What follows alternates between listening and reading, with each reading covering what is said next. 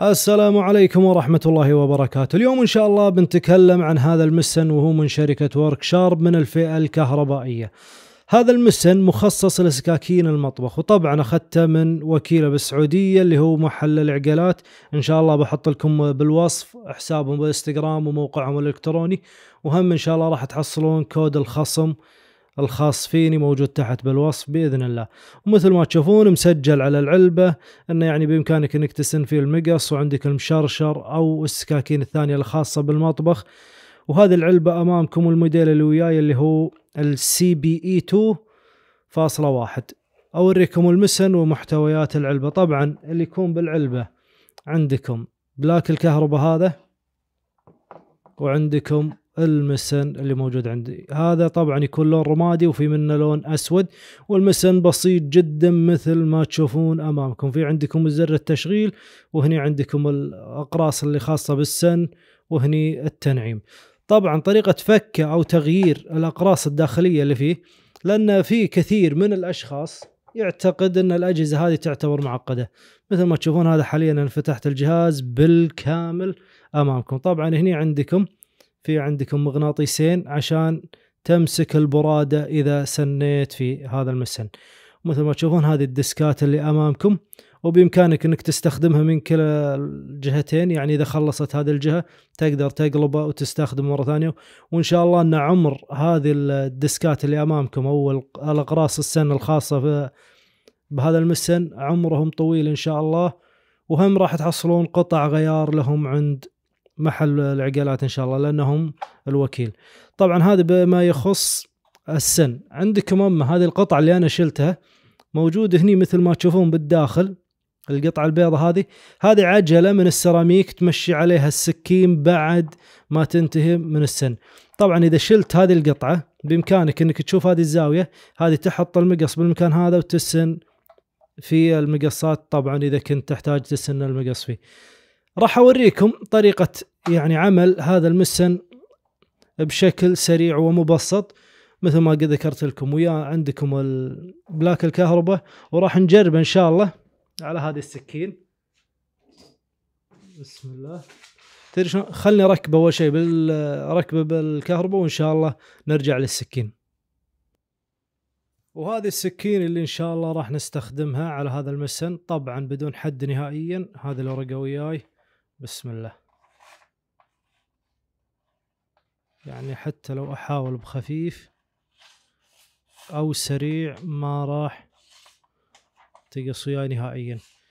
وهذا ميزته أنه سهل جدا للاستخدام. المسن هذا سهل. البعض يقول لك والله أنا ودي أسن السكين لكن ما أعرف.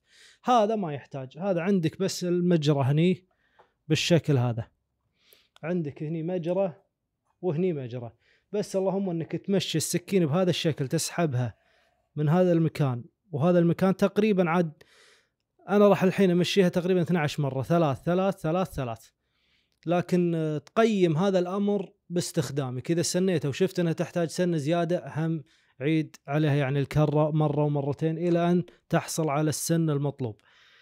إذا شغلت الجهاز نوعا ما يعتبر هادي جدا، ولكن إذا مشت عليه السكين راح يعطي صوت الاحتكاك بالمعدن.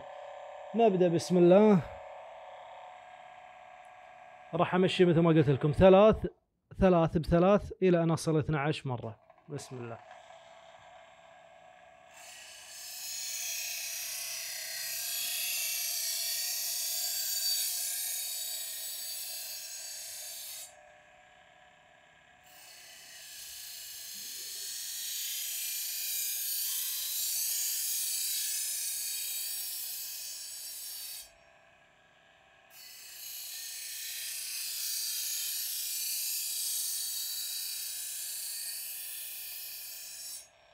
ولو تلاحظون أنا أسحب السكين بشكل متساوي وبطيء عشان يعطيني السن الأفضل.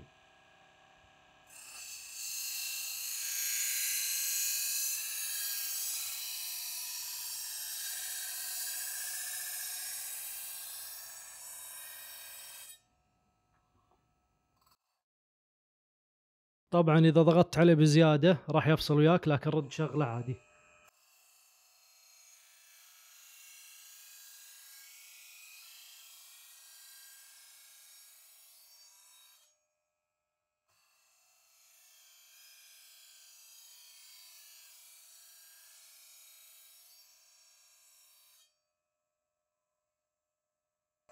والله ما اعتقد اني راح امشي اكثر. خلينا نجرب الحين. طبعا هذا اللي هني اللي السيراميك اللي قلت لكم عنه، تمشيها بهذا الشكل مرة. طبعا هذا الامر تقيمه، انت تحتاج كم مره، 5 6 7 مرات، لكن انا راح اجربها الحين وياكم ونشوف الحد بنفس الورقه الاولى. بسم الله. يعني عطى حد، والله شوف انه ممتاز الحد ما شاء الله، يعني ما خليته يعني وقت طويل على هذا المسن، مثل ما شفتم ما شاء الله تبارك الله الحد اللي عطاني اياه. خليني اوريكم شلون المكان اللي يجمع فيه البراده اللي تكلمت لكم عنه. لاحظتم هني مكان المغناطيسين جمع في برادة الحديد عشان يسهل تنظيف الجهاز. وهذا للي يبحثنا عن مسن سهل. إذا كان عندك مثل عندك الطقم مال أم شوكة مثلا، إذا حاب تسنه اللي هو طقم الذبح والصلخ، إذا حاب تسنه هم تقدر تسنه على هذا الجهاز، مو شرط أن تكون سكاكين المطبخ فقط. وهذا المسن مثل ما ذكرت لكم موجود عند وكيل العقيلات في السعودية، وإن شاء الله راح احط لكم الحسابات بالوصف مثل ما ذكرت لكم بالاول، واذا فيه يعني كود خصم راح تحصلون ان شاء الله بالوصف. وهذا اللي كان عندي، وان شاء الله لنا لقاء في فيديو اخر.